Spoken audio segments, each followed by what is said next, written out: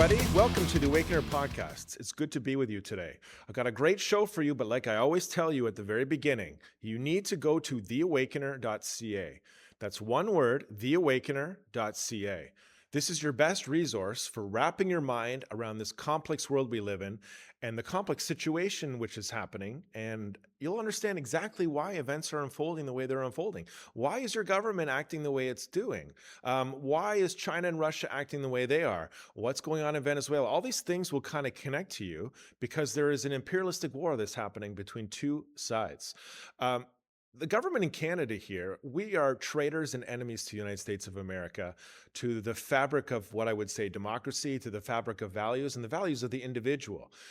As you know, the communists want all about the collective. It's all about fitting into the way they want society to be, and that's just the way it is to it. As you know, and I've told you before in my podcast, Canada is the enemy. Canada is the enemy for one reason and one reason only. I'm going to explain it to you. As you know, George Soros and these globalist people want to have one world government. What they want to do is not allowed by the Constitution of the United States of America.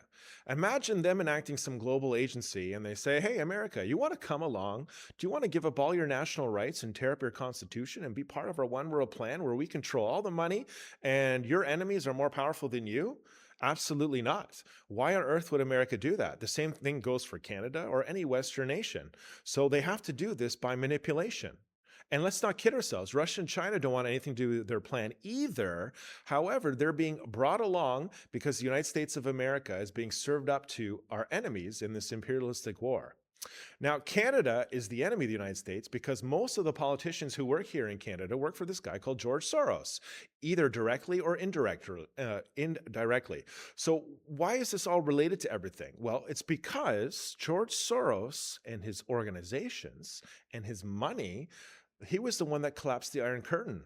So if you went back in 1980 and you lived in the United States of America and Canada and Europe, if you were a communist, if you were talking about pro-Palestine, if you were talking about all this gender ideology, if you were talking about all this nonsense they spew out, you would be hated. America was fiercely anti-communist in the 1980s.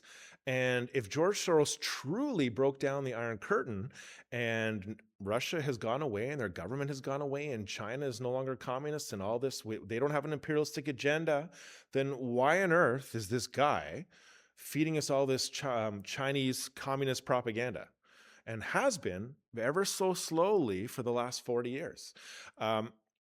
It's because, ladies and gentlemen, the United States of America is supposed to be handed over in a giant controlled war to our enemies. So therefore, the Iron Curtain could be broken down, and then we could finally have what our globalists have always wanted, one world government. Like I told you from the beginning, Canada and the European Union and everything that's going on with Mark Carney and them is that they know that they are implicated in a giant war that's coming.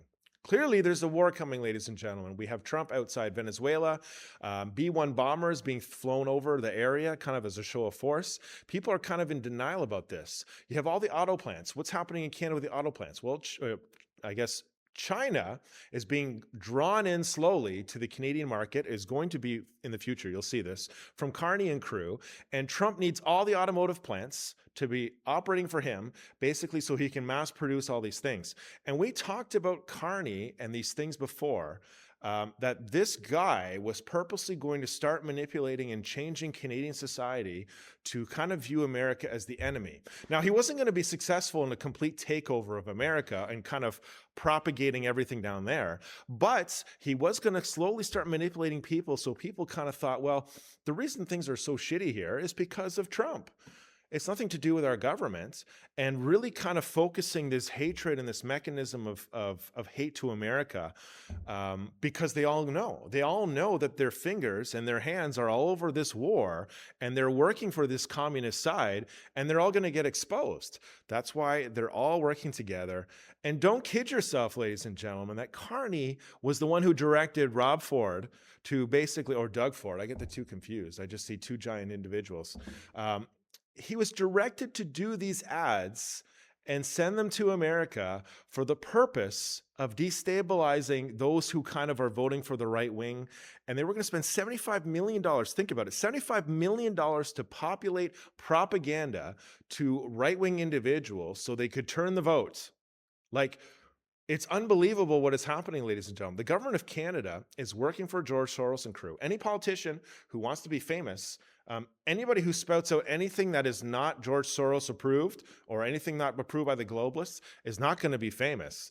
They're going to make sure that you don't get any kind of network capacity. You're not going to be put in office. You're not going to get any votes. But those who do and who are ideologues and communists are all made famous and popular, and their faces all over their mass network, which is controlled, and they're the ones who get in. It's a giant system. Canada is run by a deep, dark communist network, which is working for our enemies. And it really seems to the average person, now, no, this can't be true. It's not possible. But watch and see over the next few months. You're going to see how Carney is going to turn everything to being basically pro-Chinese industry, and they're going to have to kind of come focus on this matter. So I expect that we're going to get Chinese EVs here in Canada. We're going to get more production from Chinese organizations that are going to come over for manufacturing and various things, maybe even Chinese automobiles.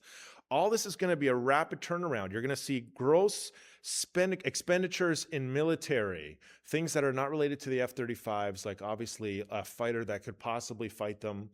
You're going to see all kinds of weird things happen. It's going to be very, very interesting. But like I told you from the beginning, Obama was the Soviet plan, and they orchestrated Trudeau to being in office.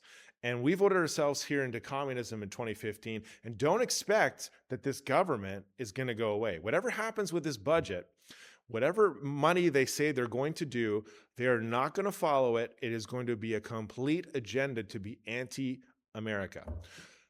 I just had to say it, ladies and gentlemen. I've been thinking about it for so long, and man, I live in Canada. I love Canada, but like, can people not see that the government here is not working for the Western world? They're slowly creeping in. Like, think about it, ladies and gentlemen. Just think.